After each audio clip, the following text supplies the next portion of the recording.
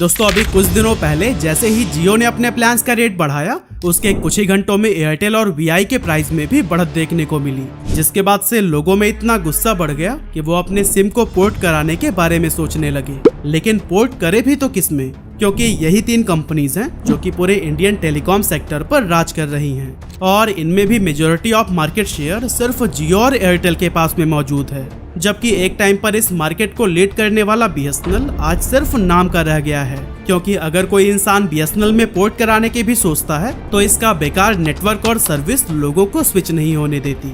ऐसे में आप जरूर सोच रहे होंगे कि क्या इस टाइम पर कोई ऐसा प्लेयर है जो मार्केट में मजबूती से आकर जियो और एयरटेल को पीछे कर सके, क्योंकि फिलहाल एज अ कंज्यूमर हमें एक नई और किफायती टेलीकॉम कंपनी की जरूरत है।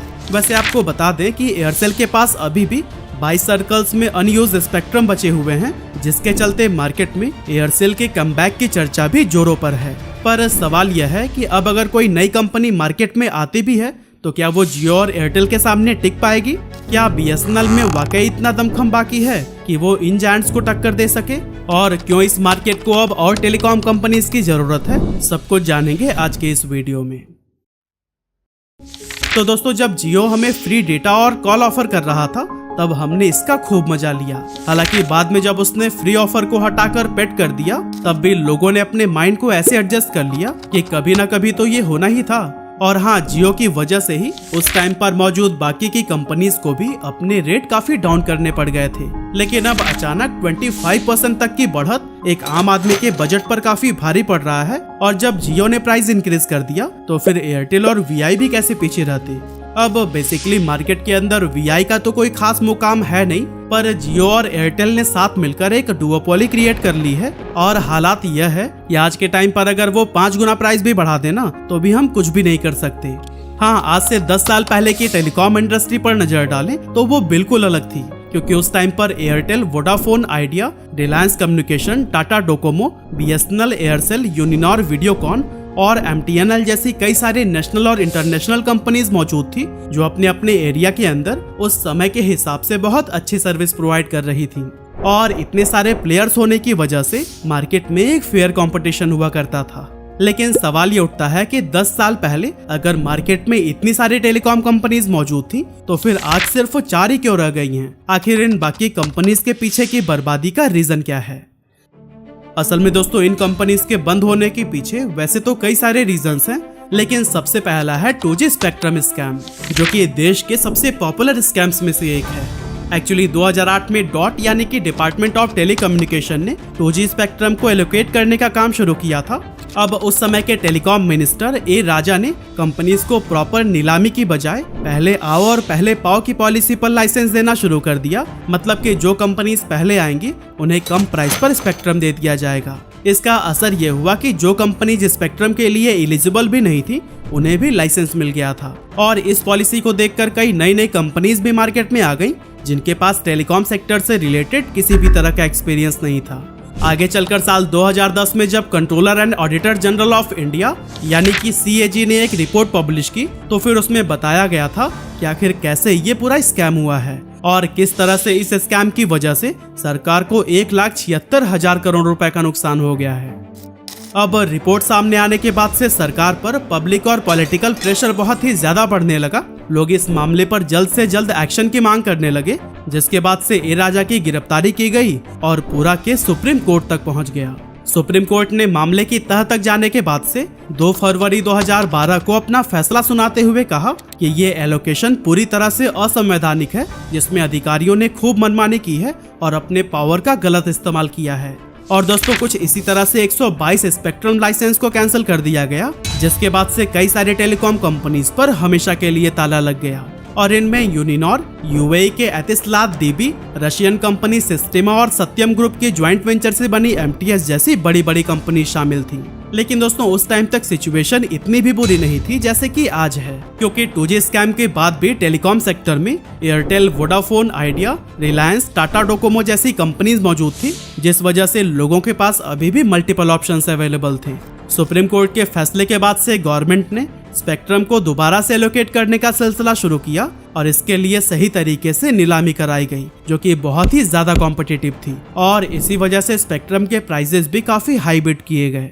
अब दोस्तों टेलीकॉम कंपनीज के पास स्पेक्ट्रम को महंगे दाम पर खरीदने के अलावा और कोई ऑप्शन नहीं बचा था, इसीलिए उनके ऊपर काफी फाइनेंशियल बर्डन पड़ गया। इवन ज्यादातर कंपनीज को तो स्पेक्ट्रम खरीदने के लिए लोन लेना पड़ा, लेकिन इसके बाद से हाई डेट और फाइनेंशियल प्रेशर की वजह से टेलीकॉम कंपनीज को अपने ऑपरेशंस को रन करने में काफी प्रॉब्लम का सामना करना पड़ा। अब दोस्तों ये सभी टेलीकॉम कंपनीज इन दिक्कतों से अभी जूझ ही रहे थे कि 5 सितंबर 2016 को जियो लॉन्च हो गया, जिसके आते ही पूरे टेलीकॉम सेक्टर का मानो नक्शा ही बदल गया।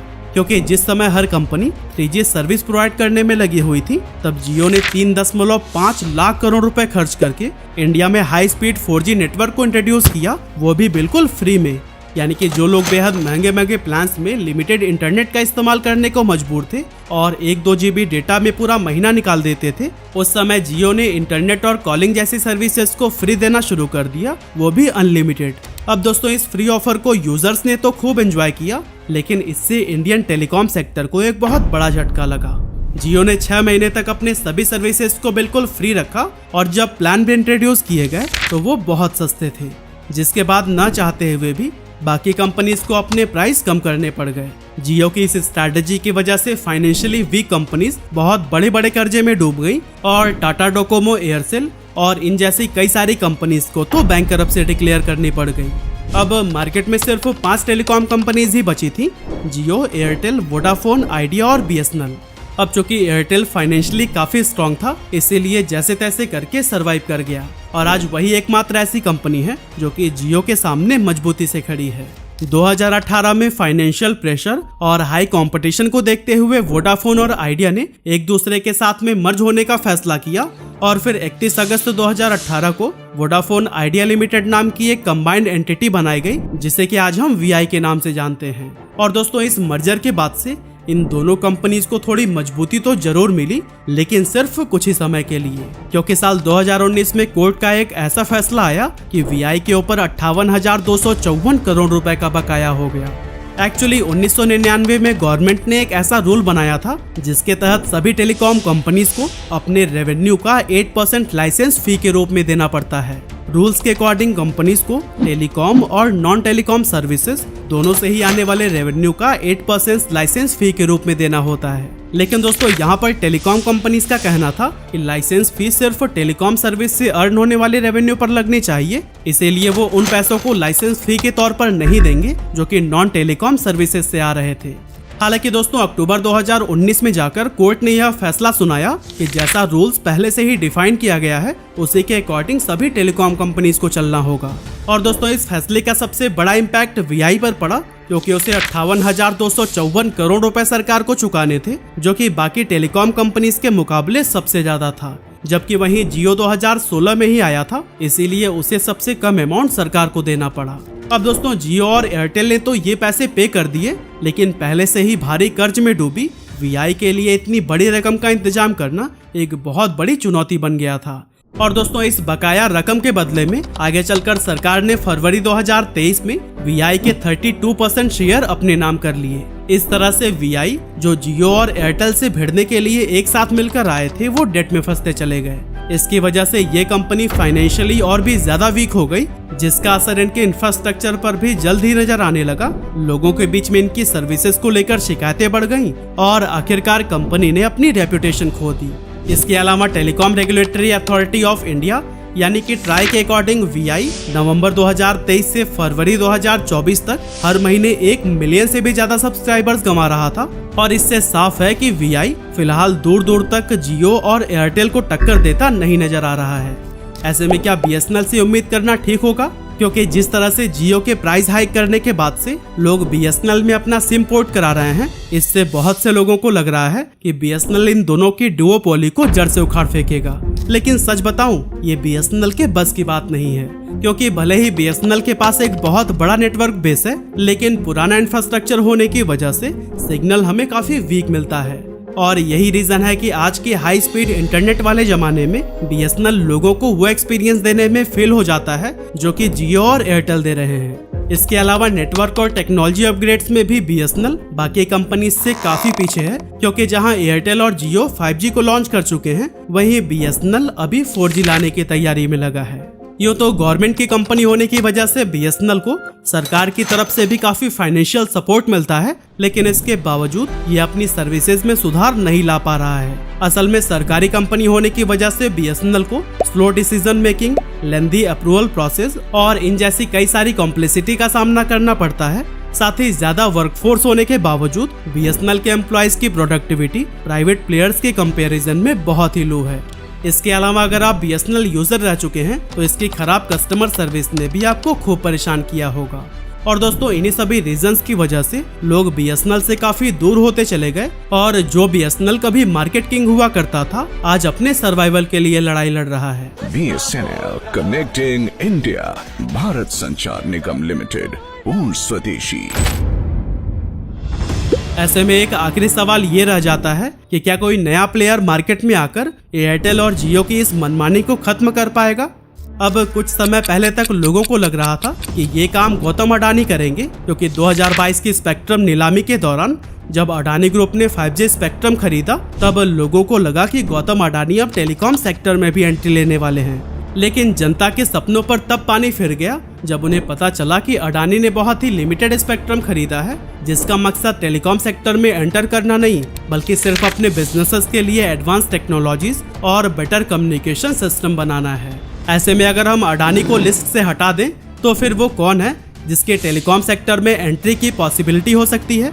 अब इसमें कुछ पुराने प्लेयर्स का भी नाम बार बार सामने आता है, क्योंकि एयरसेल और अनिल अंबानी की रिलायंस कम्युनिकेशन जो जियो के आने के बाद से बंद हो गई थी, उनके पास अभी भी काफी अनयूज स्पेक्ट्रम बचे हुए हैं। ऐसे में अगर ये प्लेयर्स चाहें तो मार्केट में वापसी कर सकते हैं, लेकिन फिर भी मुझे नहीं लगता कि इन दोनों में से कोई भी इस कॉम्पिटिटिव मार्केट में दोबारा स्ट्रगल करने के लिए आएगा, क्योंकि इसके लिए उन्हें कई सारे चैलेंजेस से गुजरना होगा जो कि किसी भी कंपनी के कमबैक के लिए बहुत ही ज्यादा मुश्किल है। क्योंकि अगर हम वोडाफोन और आइडिया को देखें तो आज से 8 साल पहले ये दोनों टेलीकॉम सेक्टर का एक बहुत बड़ा नाम हुआ करते थे और इनके पास बेहतरीन इंफ्रास्ट्रक्चर और बड़ा कस्टमर बेस था।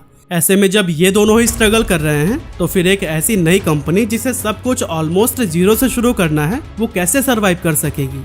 इसीलिए हम यह कह सकते हैं कि इंडिया के टेलीकॉम सेक्टर में नई या फिर किसी भी पुरानी कंपनी के कमबैक के लिए स्पेस लगभग खत्म सा हो गया है और कोई भी नया प्लेयर फिलहाल इस मार्केट में एंटर होता हुआ नहीं नजर आ रहा है। लेकिन दोस्तों अगर फिर भी कोई एंटर करता है तो उसे हमें पूरा सपोर्ट करना चाहिए, क्योंकि इससे जियो और एयरटेल की डुओपोली तो खत्म होगी ही, साथ ही टेलीकॉम सेक्टर में कंपटीशन बढ़ेगा, जिसकी वजह से बाकी की कंपनीज के ऊपर अपनी सर्विसेज को बेटर बनाने और प्राइस को रिजनेबल रखने का प्रेशर बढ़ेगा। बाकी एयरटेल और जियो के इस प्राइस हाइक और इनके मनमानी के बारे में आपका क्या कहना है, हमें कमेंट करके जरूर बताइएगा।